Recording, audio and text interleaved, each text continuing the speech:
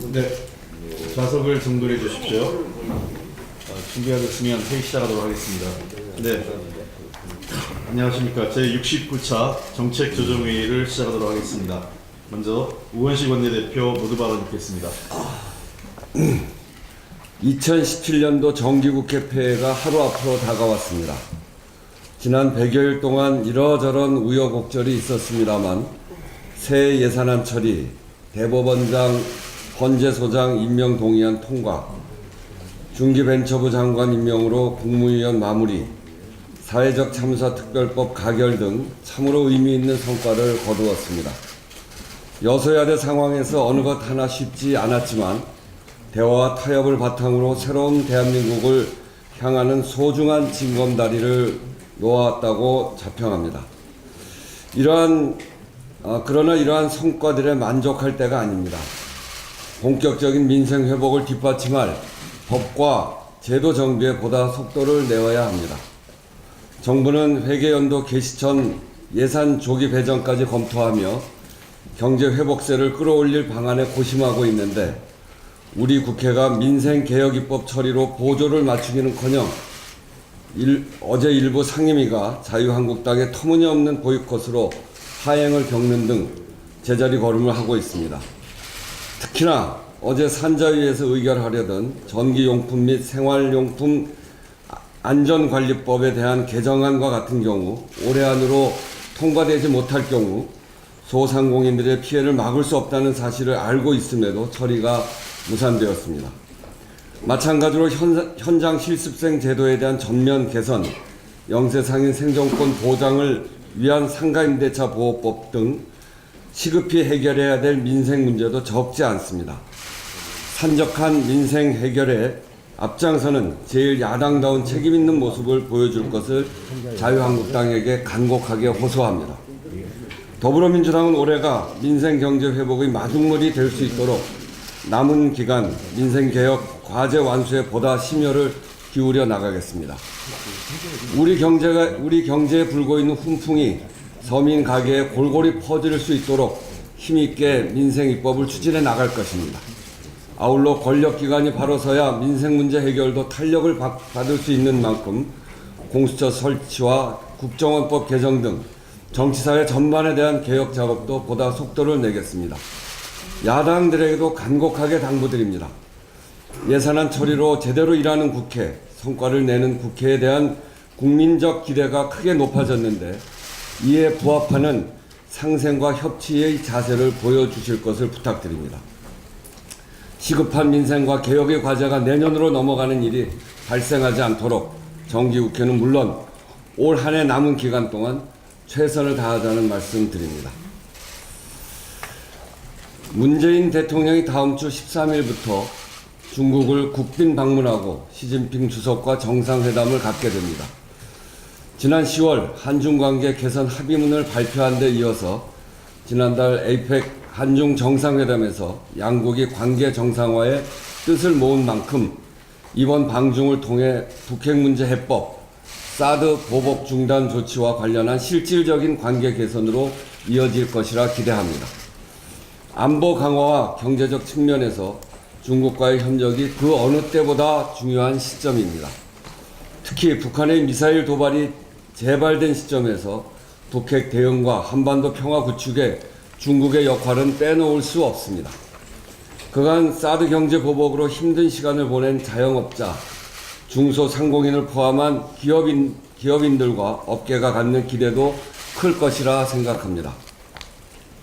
양국 관계 해빙 분위기에 다행히 중국 관광객들도 다시 돌아오고 있는 만큼 이번 방중을 통해 양국 관계가 완전한 정상화의 길로 들어서야 하겠습니다. 외교안보 경제적으로 중요한 이번 대통령 방중이 의미만큼이나 국민의 기대에 부응하는 성과로 이어지기를 기대합니다. 비온 뒤에 땅이 더 단단해지듯 문 대통령 취임 후 첫 중국 국빈 방문이 한중 양국의 상호 신뢰를 재확인하고 한반도 평화 구축과 경제 협력에 있어 더욱 견고한 관계로 거듭나는 계기가 되기를 바랍니다. 국가정보원이 지난 2013년 대선 개입 사건 압수수색 방해에 이어서 2014년 서울시 공무원 간첩 조작 사건 검찰 수사 대응 때도 가짜 사무실을 만들고 허위 서류를 제출했다는 의혹이 제기됐습니다. 제보 형태로 전달된 편지 속에는 당시 국정원 관계자들의 실명과 구체적인 모의 정황이 담겨져 있다고 합니다. 이 사건은 국정원이 죄 없는 죄를 만들기 위해 당사자의 누이에 대한 가혹 행위와 증거 서류 조작으로 국제적 망신까지 초래한 박근혜 정부 대표적인 조작 사건입니다. 오늘 민주화를 위한 변호사 모임에서 상세한 제보 내용을 밝히는 기자회견을 연다는데 사법당국은 제기되는 의혹에 대한 철저한 수사를 진행해야 한다고 생각합니다. 문무일 총장이 적폐 수사를 연내에 마무리하겠다고 하셨는데 연일 새롭게 쏟아지고 있는 의혹이 사장되지 않도록 해야 한다는 점을 다시 한번 당부드립니다. 이상입니다. 네. 다음은 김태년 정책위 의장 발언 듣겠습니다. 일자리와 민생 그리고 국민 안전을 책임질 문재인 정부의 사람 중심 예산이 우여곡절 끝에 통과되었습니다. 어저께 자유한국당이 산자 중기 전체 회의를 보이콧했는데요. 방금 원내대표께서도 말씀하셨던 전환법 처리 등 여러 가지 처리해야 될 법안들이 많이 있습니다. 특히 산자위 같은 경우에는 지난 3주간 법안 소위가 열리지를 못했는데 빨리 자유한국당이 이 산자위의 정상 가동에 협조해서 여러 가지 민생 입법 처리에 협조해 주시기를 바랍니다. 이제 우리 국회가 민생 법안 또 개혁 입법을 처리하는 데 속도를 내야 합니다. 지금 각 상임위에 산적해 있는 수많은 민생 법안과 개혁 법안을 조속히 처리하기 위해서 임시국회를 다시 소집할 필요가 있습니다. 공수처 설치법, 국정원법과 같은 권력기관 개혁을 위한 법안들도 반드시 처리를 해야 합니다. 잘 아시다시피 한겨레 신문이 지난 10월 촛불 집회 1년을 맞이해 실시한 여론조사 결과를 보면 촛불 민심이 요구한 개혁 과제 중에서 문재인 정부가 가장 잘 이행하고 있는 것으로 국가정보원 개혁이라고 응답을 했습니다. 공수처 설치에 관해서는 경향신문이 9월에 실시한 여론조사에서 국민의 82%가 찬성하는 것으로 나타났습니다. 그리고 정세균 국회의장실과 SBS가 11월에 실시한 여론조사에서도 국민의 86.2%가 찬성하는 것으로 나타났습니다. 이렇게 많은 국민들이 지지하고 있는 국정원 개혁과 공수처 설치를 위해 국회는 관련 법안들을 하루속히 처리해야 합니다. 자유한국당의 홍주표 대표처럼 국민 80% 이상이 찬성하는 공수처법을 좌파의 사정기관 장악으로 황당하게 매도하거나 또 예산안 처리에 뿔났다고 상임위를 파행으로 몰고 갈 시간이 더 이상 없습니다. 국회는 시급한 민생법안, 개혁법안을 올해 안에 하나라도 더 통과시키기 위해 속도를 내야 합니다. 자유한국당도 국민이 기다리는 개혁입법과 제도 개선, 민생법안 처리에 임해줄 것을, 적극적으로 임해줄 것을 다시 한번 촉구합니다. 아동수당과 관련해서요, 우리가 이 문재인 정부 첫 번째 예산안의 특징은 일자리, 복지, 교육 등 사람에 대한 투자를 확대한 사람 중심 예산이라는 것인데, 특히 저출산 현상을 극복하기 위해 누리과정 국고 지원, 아이돌몸 서비스 확대, 아동수당 도입 등을 담았습니다. 그런데 협상 과정에서 이 아동수당이 당초 계획과 다르게 시행 시기가 늦춰지고 또 모든 아동에게 지급하지 못하게 된 것은 너무나 아쉽습니다. 또 국민들께 죄송하기도 합니다. 그런데 아동수당 지급 대상에서 상위 10%를 제외하는 것에 대해서 여러 가지 논란이 있는데요. 이 선별 지급을 위해서 많건 적건 간에 행정 비용이 추가로 발생하게 되는 것은 사실입니다. 다만 일부의 지적처럼 뭐 수백 명의 공무원을 새로 뽑아야 한다는 이야기에는 다소 과장된 측면이 있는 것 같습니다. 일선 사회복지 공무원의 업무 부담은 증가하겠습니다마는 이미 구축되어 있는 행복 이음 등의 정보 시스템을 활용하면 소득 파악, 부정수급 감시를 위해 수백 명이 필요한 것은 아니다라는 말씀을 드립니다. 그리고 월소득 723만 원 이상 3인 가구는 아동수당을 못 받는다, 이런 내용의 언론 보도가 많이 되면서 상위 10%의 커트라인을 두고 걱정하는 분들이 많은데요. 이런 추정치들은 지난해 통계청의 지난해 자료이고 또 소득만을 반영한 수치이기 때문에 정확한 기준이 아닙니다. 아동수당 지급 기준은 소득뿐만 아니라 재산까지 종합해서 새롭게 만들어야 되기 때문에 아직 예측하기 어렵습니다. 저희 더불어민주당과 정부는 아동수당 지급에서 형평성 시비나 역차별 문제가 발생하지 않도록 공정하고 합리적인 기준을 만들겠습니다. 그리고 아동수당 신청, 선정, 지급 과정에서 국민 불편이 최소화될 수 있도록 철저하고 꼼꼼하게 준비하겠습니다. 이상입니다.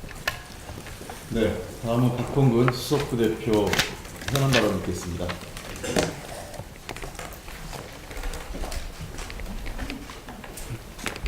네, 자유한국당 지도부는 막말 대잔치와 법안 심사 보이콧을 중단하고 상임위원회로 돌아와 산적한 민생 법안 심의에 착수해 줄 것을 촉구합니다.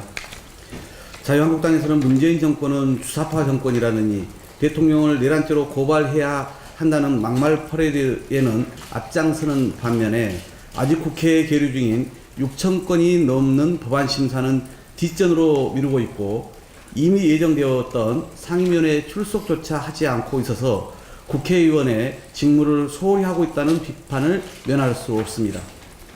아직 정기국회가 끝나지도 않았는데 자유한국당의 시간표는 방학이라도 시작된 겁니까?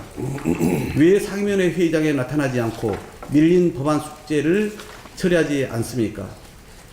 어제 개최된 정무위원회 법안심사 제1소위원회에서는 107건의 법안심사가 이루어졌어야 함에도 자유한국당이 예산 처리에 반발하며 의사일정을 거부하였고 산자위 전체 회의도 자유한국당 반발로 예정된 안건 상정도 못한 채 산회했습니다. 국회 모든 상임위원회의 의결 법안들이 본회의로 가기 위해선 법사위라는 게이트웨이를 통과해야 하는데 지금 법사위원장은 의도적으로 법안 심사를 회피하고 있어서 법안 처리 진도가 앞으로 나가고 있지 못합니다.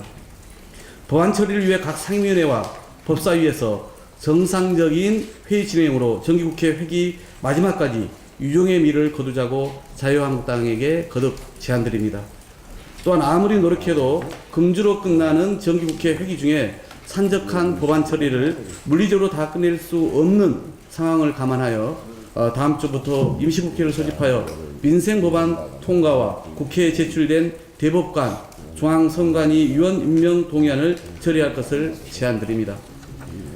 지난 5일 본회의장에서 제가 국민의당 권은희 수석부대표와 의견 교환 차원에서 주고받은 카톡 메시지 내용을 두고 자유한국당은 무슨 큰 건수라도 잡은 듯 밀실야합이라고 주장하며 개헌과 선거구제 개편 추진이 갖는 정당성마저 훼손하고 있습니다. 지난 대선에서 홍준표 후보가 국민들께 약속한 개헌과 지방선거를 동시에 실시하겠다는 것인데 자신들의 공약마저 부정하겠다는 것인지, 그리고 이것이 자유한국당의 당론인 것인지, 지금의 헌법과 선거제도가 아무런 문제가 없다는 것인지 묻지 않을 수가 없습니다. 이미 국회에 헌법 개정 특위와 정치 개혁 특위가 여야 합의로 가동 중에 있고 시대의 변화의 흐름에 맞게끔 걸맞는 개헌에 대한 국민적 요구가 본물을 이루고 있는데 정략적 접근과 정쟁의 도구로 이 문제를 다루는 것은 맞지 않습니다. 국회 개헌특위에서는 내년 2월까지 개헌안을 마련하고 3월 중 발의, 5월 28일 국회 본회의 의결이라는 로드맵을 만들었고, 이는 자유한국당 이주영 국회 개헌특위 위원장과 여기에 참여한 다수의 자유한국당 의원들의 의견이 반영된 결과입니다. 개헌 문제와 정치개혁 문제는 여야의 공적인 논의의 장에서 이 문제를 심도 있게 논의할 것을 제안드리고, 더 이상 소모적인 정쟁으로 시급히 처리해야 될 입법 과제를 소홀히 하지 말자는 당부의 말씀도 아울러 드립니다. 이상입니다. 네.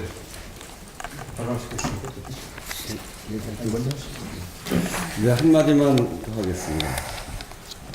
저희와 국민의당 간에 그 박홍근 수석과 권은희 수석 간에 문자를 주고받은 것을 가지고, 자유한국당에서 밀실야합이니 그렇게 얘기하는데, 그거 참 터무니없는 소리입니다. 개헌을 하자, 선거제도의 변화를 갖자. 이거는 그걸 위해서 지금 박 수석도 말씀하셨습니다만, 이미 개헌특위 그리고 정개특위를 만들어서 국회가 추진하고 있는 일입니다. 그리고 그건 하자고 하는 게 우리 국민들의 뜻입니다. 그거 하자고 한 겁니다. 그거는 1000번, 10,000번을 이야기했던 일입니다. 그것 하자는데 그게 무슨 밀실야합입니까? 또 하나, 지방선거와 동시선거 하자. 그건 지난 대선 때 모든 후보들이 다 똑같이 얘기했던 내용 아닙니까? 그걸 하자고 하는데 그게 무슨 밀실야합입니까? 말이 되는 이야기를 해야죠. 그리고 법안을 양당이 하고 싶은 법안을 하자고 서로 추진하는 겁니다. 우리로서는 공수처법을 정말 하고 싶습니다. 다른 웬만한 법을 바꿔서라도 정말 국민들의 민생을 해치는 법이 아니면 자유한국당이 요구하는 법 중에 그런 법이 있으면 바꿔서라도 하고 싶습니다. 그게 민주주의를 바로 세우는 길이기 때문에 그렇습니다. 그게 무슨 밀실야합입니까? 그런 의견을 주고받는 일이? 그거는 그렇게 이야기하는 것은 그야말로 국민들의 요구에 의해서 이렇게 예산안을 처리를 했는데 괜히 생트집을 잡아서 국회의 발목을 잡는 것이다. 이렇게 국민들에게 보여질 수밖에 없습니다. 예산안은 정우택 대표까지 자유한국당 대표까지 함께해서 서명을 했습니다. 합의한 것입니다. 그 합의한 것을 이행하지 못하면서 그것을 반대하는 것을 국민들이 어떻게 보실지, 그리고 더 이상 그런 밀실야합이니 이런 이야기 하지 마시고 저희들이 1000번, 10,000번 한 이야기를 다시 확인한 정도의 원칙적인 수준의 것을 가지고 그렇게 이야기하는 것은 매우 옳지 않다. 이제는 민생개혁입법을 해야 되기 때문에 국회를 다시 정상화시켜서 빠른 시간 안에 우리가 해야 될 일을 해 나가십시다. 이렇게 말씀드립니다.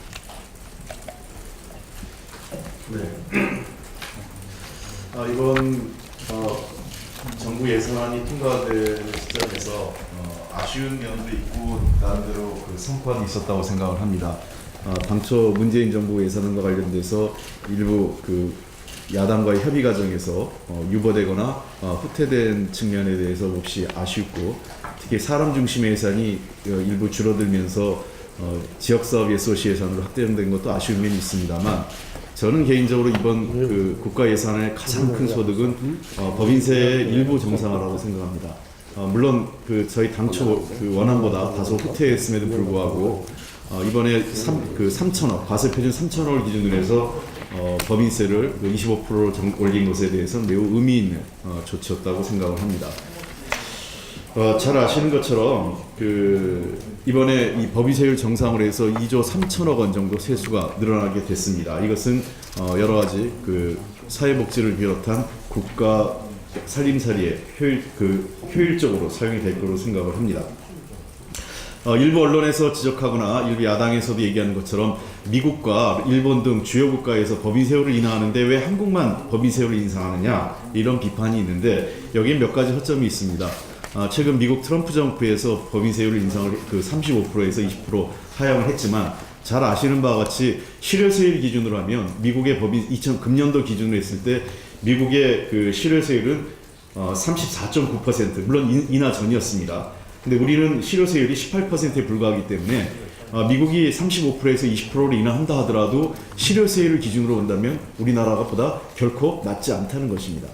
그리고 일본에서도 그 법인세를 인하한다는 얘기 있지만 아직 최종적으로 인하를 발표하지 않았고요. 인하의 조건에 분명히 고려하고 있는 것이 최근 일본도 그 최저임금 1,000엔으로 인상하는 것을 이미 그 확정해서 추진 중에 있는데, 이러한 임금 인상 및 그 국내 투자에 협조적인 기업에 한한다는 이런 조건을 지금 그 붙일 것으로 지금 전망되고 있습니다. 즉 일괄적으로 법인세를 인하하지 않는다는 것이죠. 왜 이런 것이 문제가 되냐면 한 가지 그 중요한 것이 최근 들어 이 법인세 인하가 경쟁적으로 소위 신자유주의가 확산되는 속에서 그 법인세 인하를 통해서 그 해외 기업 유치에 모든 기업이 나서면서 나타나는 현상이, 실제로 법인세 인하에 따른 외자기업 유치 효과는 미미한데 국가의 그 살림 곳간을 근본적으로 뒤흔드는 문제가 그 지난 십수년간 반복되었다는 것입니다.